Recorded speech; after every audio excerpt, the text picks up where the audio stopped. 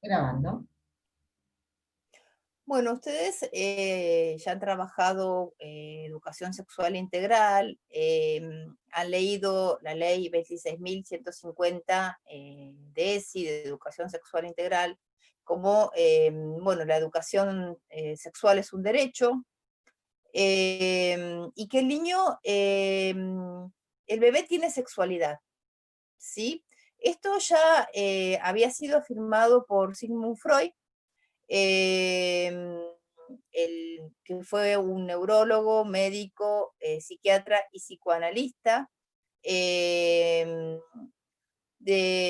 la mayoría coincide con que nació en Austria, en Viena. Otros plantean que nació en Suiza y que de pequeño sus padres lo trasladaron a Viena, pero por lo general se plantea que fue un médico, neurólogo y psicoanalista austríaco. Plantea que el bebé ya tiene sexualidad, ¿sí? El bebé nace con sexualidad. Esto lo planteó antes, a fines del 1900, en sus obras completas. Si él tiene las obras completas de Sigmund Freud, ya planteaba en sus obras que el bebé cuando nace es un perverso polimorfo, ¿sí? Plantear eso en ese momento, con la incomprensión que había, y siendo un tema tabú, porque ubiquemos la época victoriana en Europa, las mujeres con corset, con carruajes todavía, eh, que estaban totalmente subyugadas a una sociedad patriarcal. El plantear esto cuando se pensaba que el bebé era un angelito, que no tenía sexo, este, totalmente asexuado, eh, lo condenó a que lo echaran de la comunidad científica en ese momento y que quemaran sus libros. Eh, por ejemplo, la interpretación de los sueños estuvo prohibido durante 13 años, estuvo censurado el libro, fue quemado en las plazas públicas en Europa. Y lo que planteaba Freud cuando quemaban sus libros es decía la humanidad ha avanzado muchísimo. Eh, Antes me hubiesen quemado a mí, hoy queman mis libros, ¿no? Haciendo una referencia a lo que fue la Santa Inquisición. Fue de orígenes judíos, si bien se declaró luego ateo. Eh, la sexualidad siempre está presente, ¿sí? De diferentes maneras. Por ejemplo, en los primeros meses, que es cuando se da el chupeteo, eh, cuando el bebé se alimenta a través del pecho materno o de la mamadera, donde está el reflejo de succión, donde está construyendo nociones lógicas y matemáticas, se da lo que se llama la fase oral, es decir, el placer pasa básicamente por la boca, aunque no es la única fuente de placer. Es decir, a la vez que es una fuente de placer que se lleva todo a la boca, también está conociendo el mundo a través de la boca, ¿sí? Eh, Después está la fase anal, que la llama Freud, en Tres ensayos de una teoría sexual, donde tiene que ver, coincide con dejar los pañales y donde el placer en realidad pasa por la zona anal. Esta cuestión de poder retener, ¿sí? Eh, este, entonces, ¿cómo lo sublima el niño? Es decir, ¿cómo socialmente lo puede el niño elaborar a esta cuestión que socialmente está mal visto? Jugando, como les decía antes, con el agua, con la tierrita, haciendo tortitas, ¿sí? Está de esa manera elaborando esta cuestión de este tipo de placer. Esto es todo a nivel inconsciente. Después está la fase fálica. eh, el falo es la representación del pene y del poder, ¿sí? Del poder del pene, podríamos decir. Eh, no nos olvidemos la época en la cual Freud hizo su obra. Entonces, cuando habla del complejo de Edipo, se refiere más que nada al complejo de Edipo en el varón. Bueno, Edipo lo toma de la mitología griega, ¿sí? Del rey Edipo. Yo les recomiendo que lean, es una leyenda tebana, de origen tebano, que se llama El Rey Edipo. A partir de esa situación, de ese relato, acuña el concepto del complejo de Edipo. Entonces, entre los 3 a los 5 años adquieren fuerza, adquieren potencia la sexualidad, si bien siempre está presente. Y se expresan en todo tipo de actividades, y es saludable que así sea. Freud lo que plantea es que no hay que retar fuertemente al niño cuando se toca sus genitales. ¿Por qué? Porque en realidad el interés sexual se desplaza luego a lo que es el interés intelectual, ¿sí? El interés por conocer. Porque primero aparece el conocimiento sobre su propio cuerpo y después se desplaza hacia otros tipos de conocimientos. Entonces, si esto se coarta de una manera tajante, como era en esa época y como puede llegar a suceder en muchos hogares, porque todavía hay mucho prejuicio y todavía tema tabú, a pesar de todo, lo que genera en el niño es neurosis, ¿sí? Genera neurosis, genera culpa. Un niño, por ejemplo, que no juega es un niño neurótico. Por eso es tan importante el jugar. El complejo de Edipo tiene que ver con esta fantasía que tiene el varón de poder casarse con la mamá. Él intuye que entre la mamá y el papá pasa algo, ¿sí? Que tiene que ver con el pene de su papá, ¿sí? Entonces, él quiere, de alguna forma, desplazar a su papá y ocupar el lugar de su papá. Quiere casarse con su mamá, ¿sí? El complejo de Edipo a veces se resuelve y a veces no, ¿sí? Hay diferentes formas de resolverlo. Puede ser a través de una desilusión que tiene en algún momento el niño con la madre, ¿sí? O puede ser, por ejemplo, ante las amenazas de la mamá, ¿sí? Generalmente quien corta esta cuestión de simbiosis entre la madre y el bebé es el tercero, que es el padre, que es el que, desde el punto de vista psicoanalítico,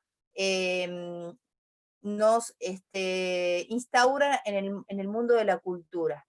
¿Mm? Es decir, vamos perfilando ese interés sexual hacia intereses que tienen que ver más con cuestiones culturalmente aceptadas. El complejo de Edipo se va a ver en los juegos mucho, en el caso del varón. El complejo de Electra no lo desarrolla Freud. El complejo de Electra lo desarrolla lo que se llamaba antes un discípulo de Freud, que fue el doctor Jung, y es muy posterior, fíjense, 1912, y estábamos hablando de, fíjense, cuando habla del perverso polimorfo es el año 1899, y fíjense cuánto pasó para que tengamos una ley de educación sexual integral y pensar que la sexualidad es un conocimiento que tienen que tener el niño desde que es pequeño, porque tiene que ver con el cuidado de su propio cuerpo. Muchas veces se confunde la sexualidad con la genitalidad, ¿sí? La genitalidad forma parte de la sexualidad, pero la sexualidad tiene que ver con nuestra identidad, ¿sí? La sexualidad tiene que ver con nuestra construcción psíquica, tiene que ver cómo nos sentimos, ¿sí? Tiene que ver con la diferencia de géneros, que cada vez hay más géneros, ¿sí? No es una cuestión binaria y ustedes saben que no siempre la cuestión anatómica coincide con la identidad de género, ¿sí? Entonces, a pesar de todo, actualmente en muchos colegios no se enseña educación sexual integral, ¿sí? Sobre todo en colegios religiosos, porque consideran que ese es un tema que se tiene que hablar en la casa, que no se tiene que enseñar, o porque no tienen una correcta información acerca de cómo trabajar el tema. En el nivel inicial, bueno, Marcia les va a explicar, hay que trabajarlo con los padres a esto y entenderlo de que en realidad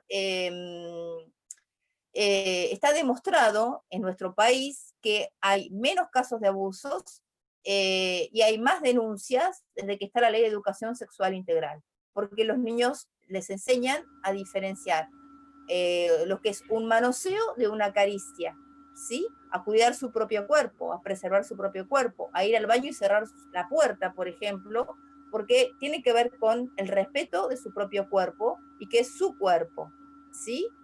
Y que hay cuestiones que son íntimas, hay cuestiones que son privadas y hay cuestiones que son públicas. Y las cuestiones íntimas son de él, tienen que ver con el respeto de su cuerpo y del cuerpo de los demás. No sé si querés por ahí plantear algo más, Marcia. Sí, sí, sí, justamente esto que decís vos, hay que trabajarlo mucho con las familias, se cruzan muchas cuestiones personales y cuestiones ideológicas, por eso a veces es tan complejo llevarlo adelante. Sin embargo, no es imposible, ya hace muchos años que está la ley eh, y debería seguirse revisando porque el espíritu de la ley no contempla muchas cosas que hoy en día sí se están contemplando. Eh, pero la idea que hay que tener muy en claro eh, cuando uno va a trabajar educación sexual integral en el nivel inicial es que cada nivel educativo también abarca determinadas temáticas de la ESI. Con esto no quiere decir que vamos a enseñar en nivel inicial cuestiones que tienen que ver con la genitalidad, que sí se enseñan en niveles más avanzados, como secundaria, lo que tiene que ver con el sexo en sí mismo.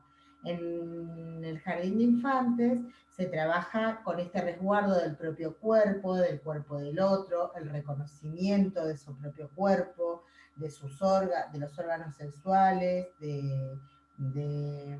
y sobre todo de las acciones de autopreservación. ¿Sí? Y, y abarca no solamente lo que, o sea, no es solamente referencia a lo sexual, sino también al vínculo, a cómo yo me vinculo con el otro, cómo me vinculo con un compañero, con una compañera, con el adulto, tiene que ver con todas estas cuestiones. Actualmente a nivel inicial lleva una bandera, por llamarlo así, de ir superando algunas cuestiones que tienen que ver con los estereotipos de género. ¿Sí? Por ejemplo, es el lugar primordial donde se permiten juegos que seguramente en el seno familiar no están permitidos. Por ejemplo, que los varones jueguen a la casita y que las nenas jueguen con autitos. Ese tipo de juegos que no siempre están permitidos en todos los grupos familiares, no solo están permitidos en el jardín de infantes, sino que además son alentados. Este, y actualmente en muchos jardines, por lo menos de la ciudad de Comodoro Rivadavia, porque es el lugar donde yo más transito y conozco, se está trabajando mucho sobre no separar por una cuestión de género, no hacer filas de varones y de nenas, sino una fila mixta, los baños de uso compartido, porque en definitiva lo que uno tiene que trabajar con el uso del baño es el resguardo de la intimidad, pero uno en su casa no tiene un baño para varones y un baño para mujeres, así que no habría por qué tenerlo en el jardín. Bueno, y la promoción del tipo de juegos y el cuidado de algunas expresiones que todavía están presentes, como por ejemplo, ay, no vas a llorar como una nena, o no vas a jugar como, mira que jugás como un varón, o no seas bruta como los varones, ese tipo de cosas que todavía se siguen escuchando en algunos docentes. Este, Empezar a corregirlos, o sea que la ESI abarca mucho más y reconoce estos juegos como parte del desarrollo, no como una cuestión de representar determinados estereotipos.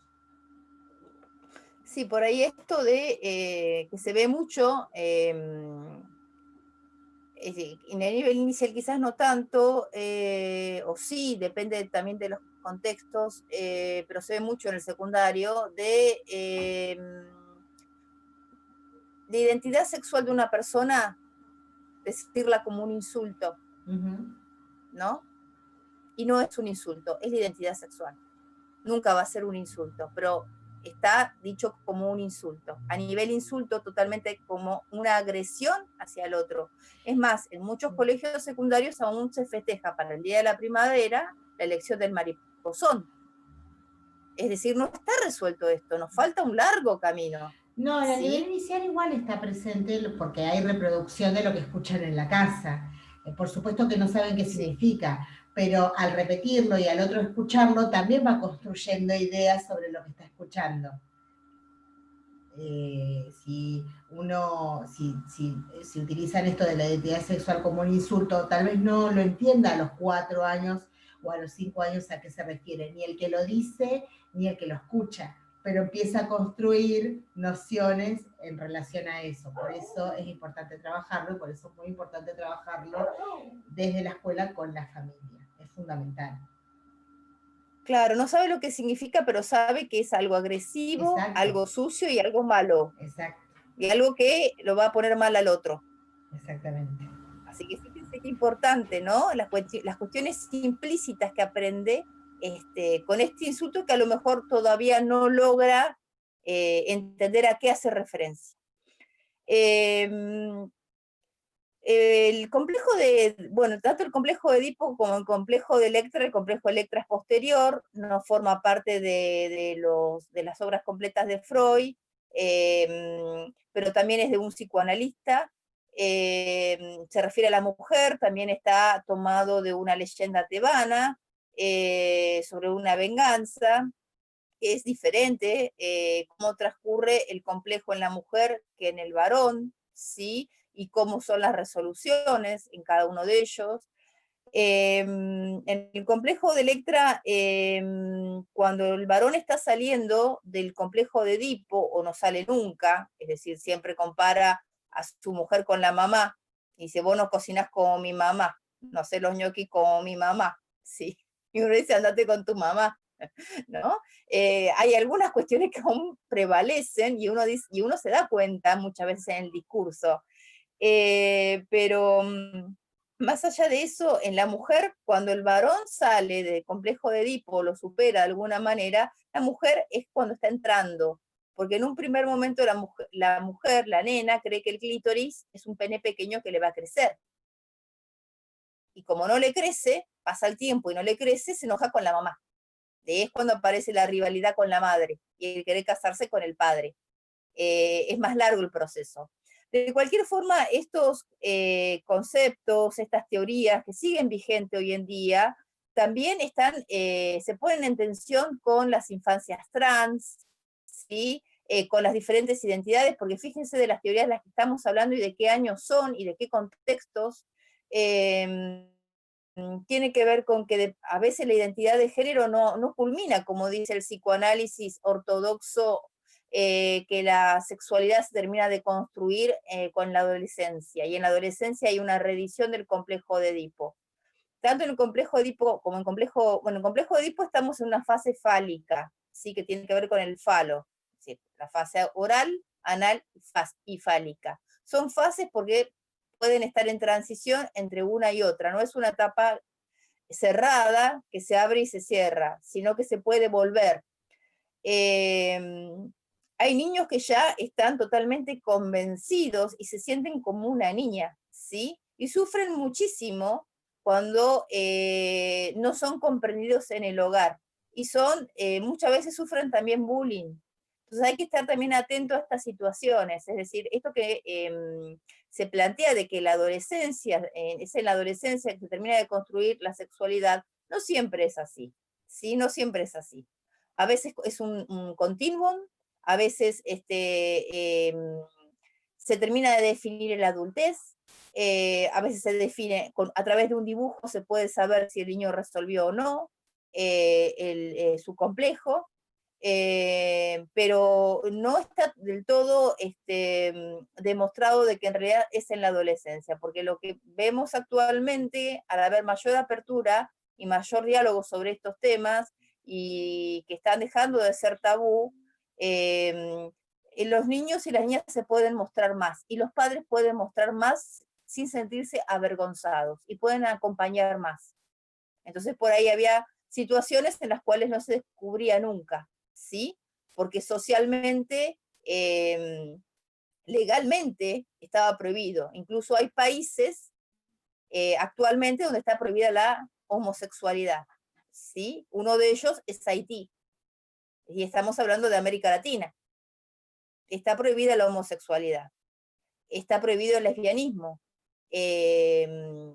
Así que si encuentran a una mujer lesbiana o dos mujeres tomadas de la mano, son violadas, y legalmente pueden ser violadas porque se considera que es un vicio, ¿no? Fíjense qué terrible todo esto, y estamos hablando del siglo XXI. Pero es todo un adelanto que tengamos una ley de educación sexual integral, y es importante que seamos defensoras de esto en nuestro ejercicio como docentes. Que lo hagamos respetar, porque tiene que ver con la diversidad, ¿sí? Y que hay niños y niñas que a lo mejor no se identifiquen ni con lo femenino ni con lo masculino, ¿sí? Y eso hay que respetarlo, ¿sí? Bueno, las pulsiones, hay juegos sexuales, el juego del doctor, ¿sí? Que aparecen. Acá, ¿qué hay que hacer? Lo que hay que hacer es aplicar la ley de educación sexual integral, es decir, el cuidado del propio cuerpo, y que si de pronto la maestra encuentra a una nena tocándose sus genitales en la sala, en realidad decirle que lo puede hacer, pero en el baño, ¿no? Porque es su privacidad y tiene que ver con su intimidad, que no lo tienen que ver otros, porque es su propio cuerpo, ¿sí? Entonces, esa es la intervención del adulto, ¿sí? No, como se decía antes, te voy a hacer esto, te voy a coser, o te voy a cortar, ahí sí generamos neurosis, ¿sí? Y un montón de problemas mentales. Las pulsiones sexuales las tenemos todos, y se pueden canalizar, es decir, se pueden sublimar socialmente a través del juego de la mamá y el papá, del doctor, la enfermera, los novios, los casados, y en eso también hay que tener cuidado en cuanto a que puede ser que dos nenas jueguen a ser las dos mamás, ¿sí? O que jueguen a ser pareja, bueno, ahí tiene que ver con la intervención que hace el docente y con la intervención que hace con las familias, ¿sí? Está en construcción la sexualidad. Hay algunos casos de niños que lo resuelven antes, y no lo resuelven de la manera que la sociedad o la familia lo espera. Bueno, pasamos a la otra diapositiva.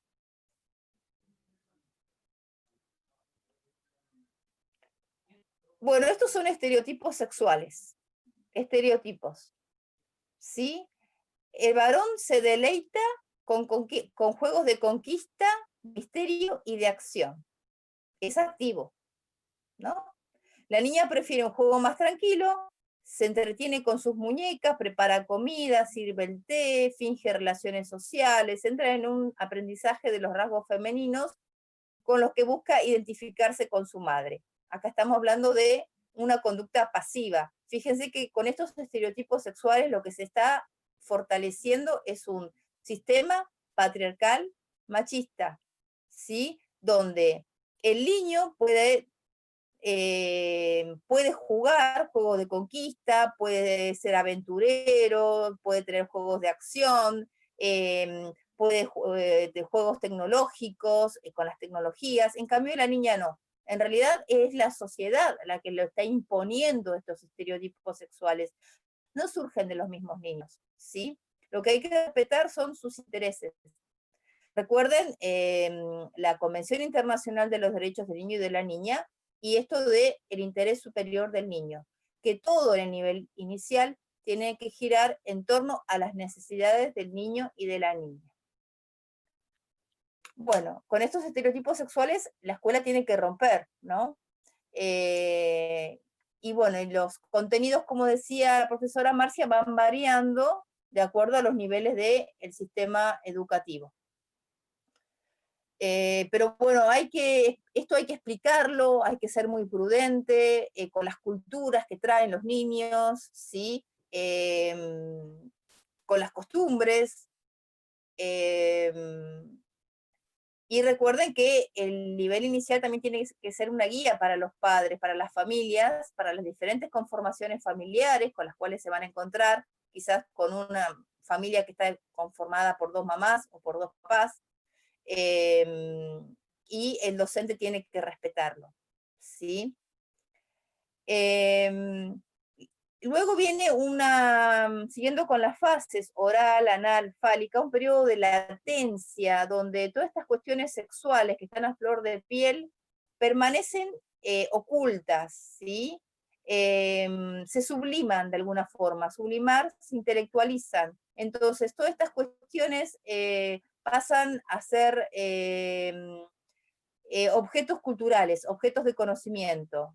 ¿Cuándo? Con la entrada del colegio. No es casual, sí, que coincida con los 6 años y que la primaria sea de los 6 a los 12 aproximadamente, porque es el periodo de latencia, el periodo en el cual están estas cuestiones sexuales, no la sexualidad, estas cuestiones sexuales y genitales están de alguna forma solapadas, y donde el interés se vuelca hacia los números, las letras, ¿sí? Empieza este tipo de curiosidad y aparece la cuestión de la alfabetización, ¿no? Es el momento justo para lo que es las nociones de alfabetización, la matemática, las sumas, las restas. Por eso esta cuestión del interés sexual se desplaza a un interés intelectual. De cualquier forma, no se desplaza totalmente la pulsión sexual a un interés intelectual, porque si no sería una persona totalmente obsesiva. Parte de esa pulsión permanece en lo que tiene que ver con lo sexual, y parte de esa pulsión es canalizada a través de fines socialmente aceptados, a través del aprendizaje escolar. Luego aparece la adolescencia, donde hay una reedición del complejo de Edipo, inconsciente, tanto de padres como de los hijos, pero en la cual el adolescente, el puber, tiene esta sensación de creer que se va a sentir, que se va a volver loco, porque ahora, madurativamente, podría concretar el complejo de Edipo. Por eso es que aparecen las bandas, la necesidad de juntarse a salir a buscar otros objetos sexuales que no sean ni la madre ni el padre. Así que bueno, ahí me adelanté a la adolescencia, pero en realidad donde nos tenemos que concentrar es en lo que sucede en el nivel. Conocer todo este desarrollo nos permite comprender desde el momento que nace el niño hasta que es adulto, cómo va evolucionando el pensamiento, qué pasa con los deseos sexuales, con las pulsiones, qué pasa con el desarrollo de la inteligencia, la construcción de la inteligencia. Así que bueno, con esto terminaríamos el juego infantil. Sí, perdón, me adelanté a la importancia del juego en el nivel inicial. Sí.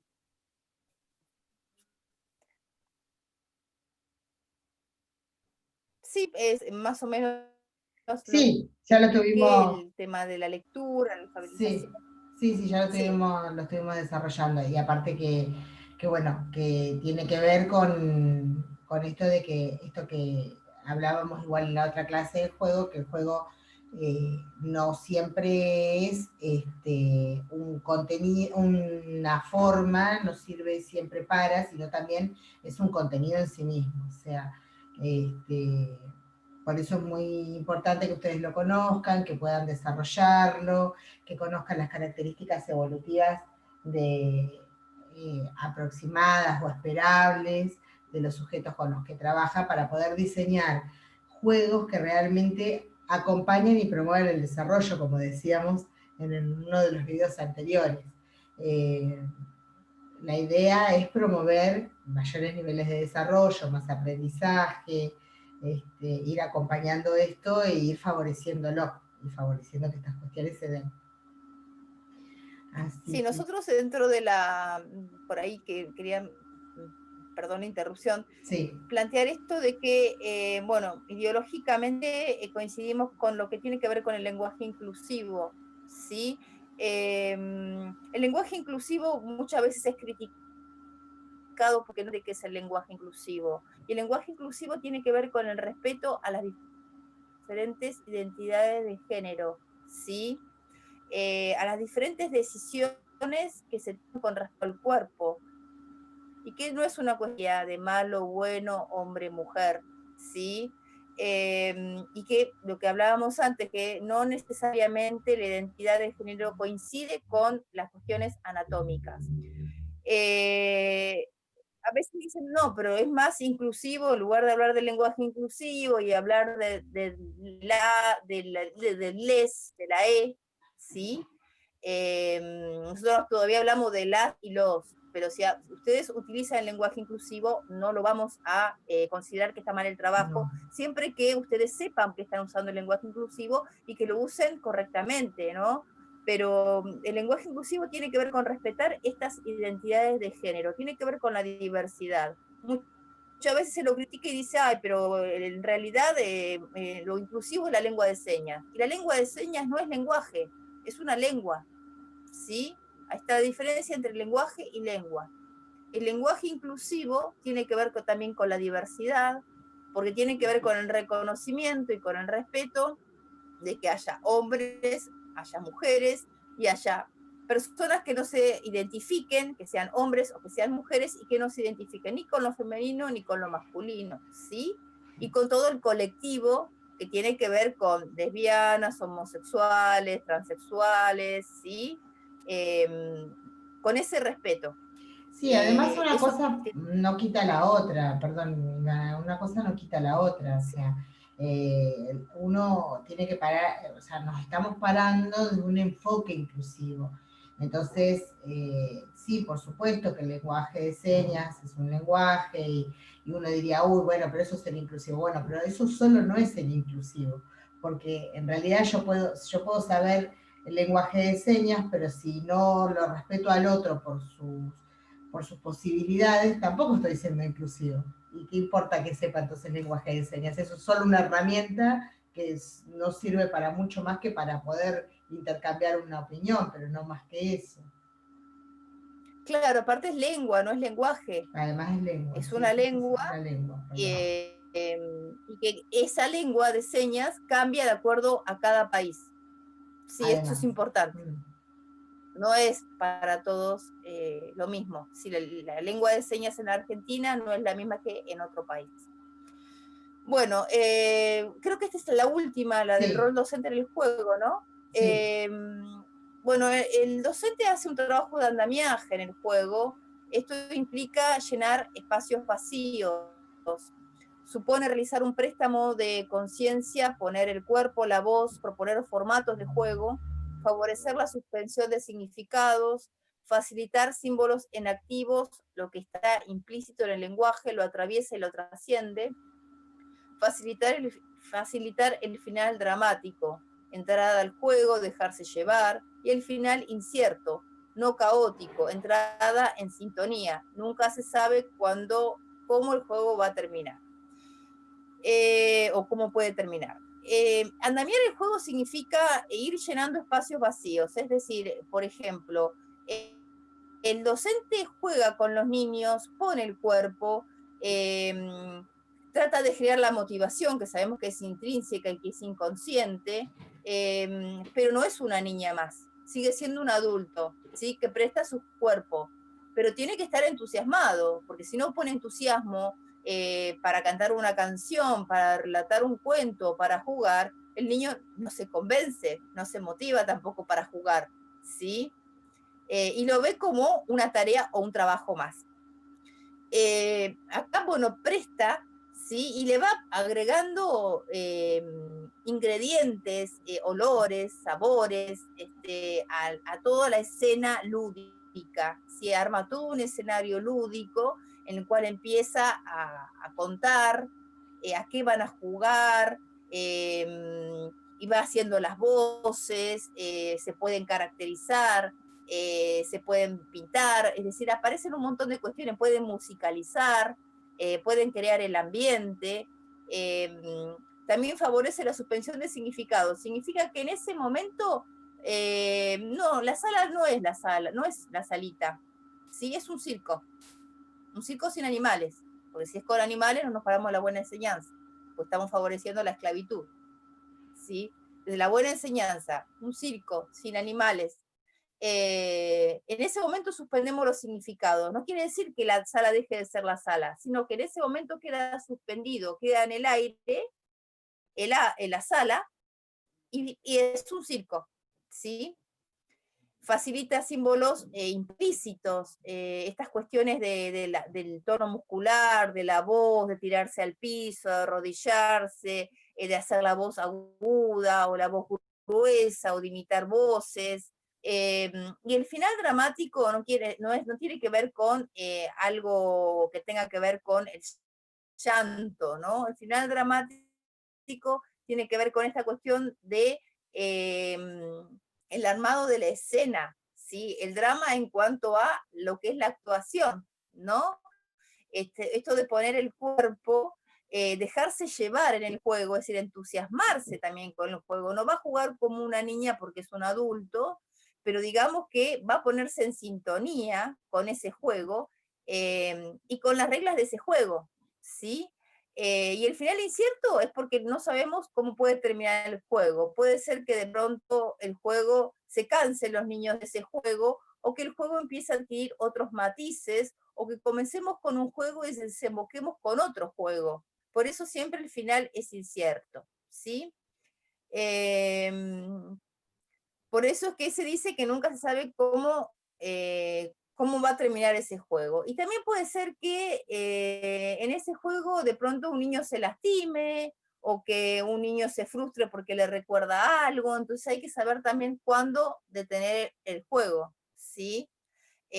Cuando ya vemos que el juego deja de causar placer, donde se vuelve algo repetitivo, algo tedioso, algo que el niño no está disfrutando, es porque el niño ya dejó de jugar. Y tenemos que estar atentos a poder observar eso, porque ahí el niño ya no se está divirtiendo, no la está pasando bien.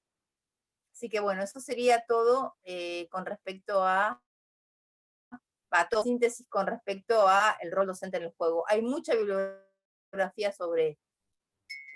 Tienen a Patricia Sarlé,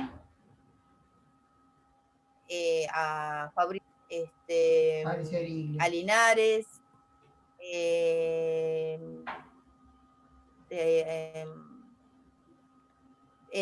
Laura Pilduk, hay bastante. Y el juego hoy lo trabajamos más desde el punto de vista del significado psicológico, pero el juego es un contenido porque en el jardín también se enseña a jugar.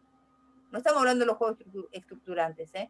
Estamos hablando de los juegos simbólicos, los juegos sociodramáticos. Se enseña a jugar, se enseña los juegos tradicionales también, y también es una estrategia. A través del juego se enseña otro contenido.